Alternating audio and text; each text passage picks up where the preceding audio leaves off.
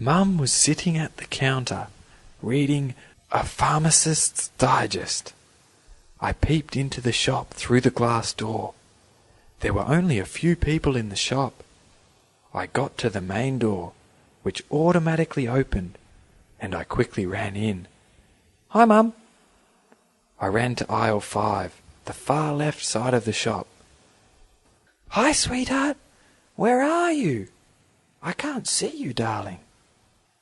I took some stuff out of the shelf on aisle 5, and then moved to the next.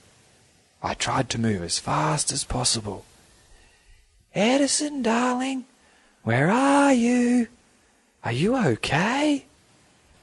When I got to aisle 2, I dropped a small plastic bottle in front of a man who looked at me suspiciously. I picked it up swiftly, gave him a big fake grin, and kept running to the next aisle. Then I stopped as I heard Mum walking toward me. "Mum, I'm okay. I'm just having a look around. Wow, there is some new stuff here. Cool."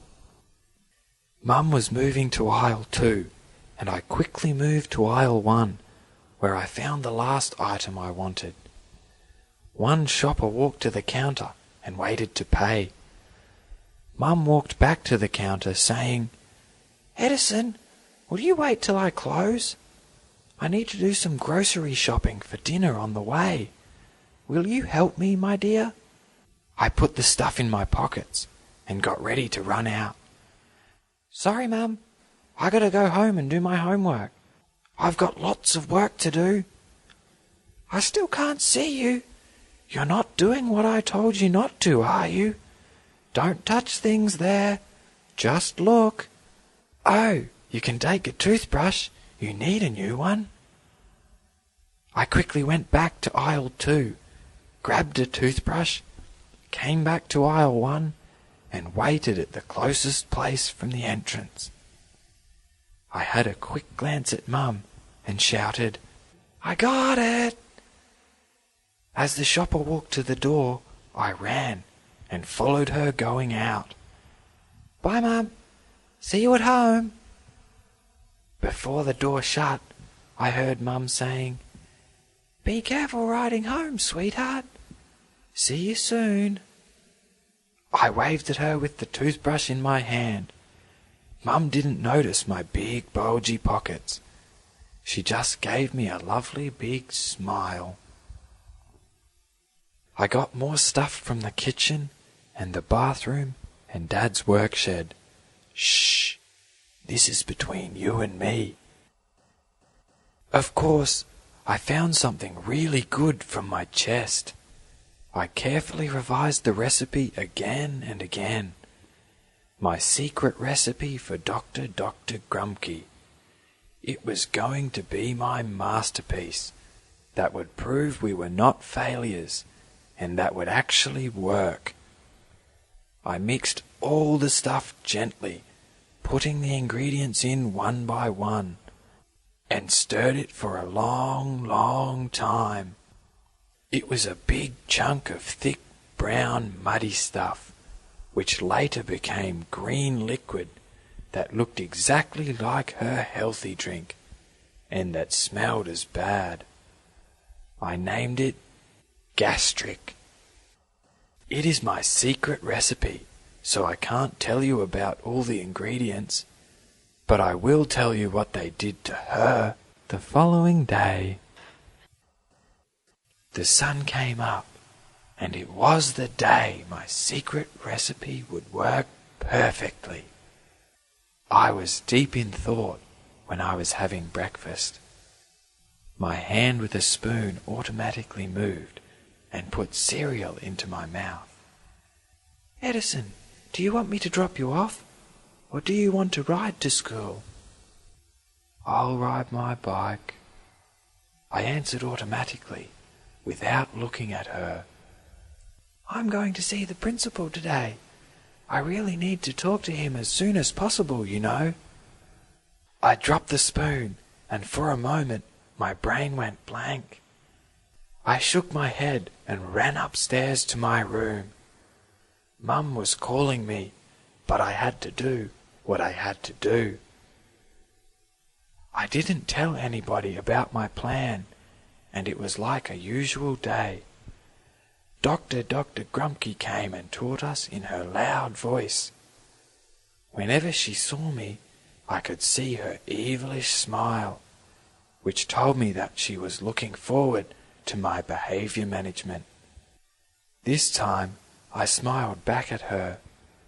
She didn't seem pleased to see my smile, and she scowled at me for a minute. That was scary. I would have been very scared if I hadn't had my weapon, the gastric. When all the morning classes ended, she yelled at me, "Edison, don't forget to come to my office after the last class, which I'm looking forward to, you little brat." Then she came closer and whispered to me, "You'll realize what a failure you are, and will never want to do any more stupid experiments again. You're just a hopeless failure, exactly like your dad. Like father, like son. I'm glad I'm your teacher so that I can punish you." She walked out of the classroom, and her laughter faded away. I bit my lips and clenched my fists. During the lunch break, I grabbed my gastric, put it in my pocket, and went to her office. I put my ear close to the door. I heard nothing. I slowly turned the doorknob and sneaked into her office. It was dark, with all the curtains closed. I found her healthy drink in the glass and poured it into the sink in the small bathroom inside the office. My hands were trembling. I took a deep breath and took the gastric carefully out of my pocket.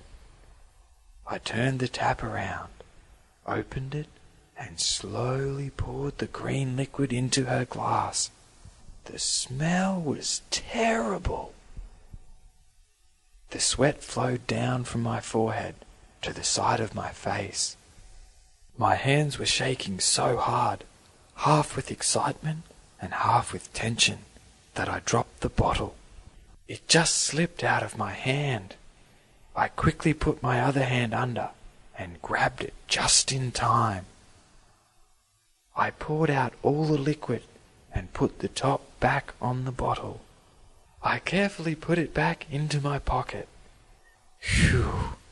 My hands were still shaking, but I made it, and she would drink it after lunch. I opened the door and looked out.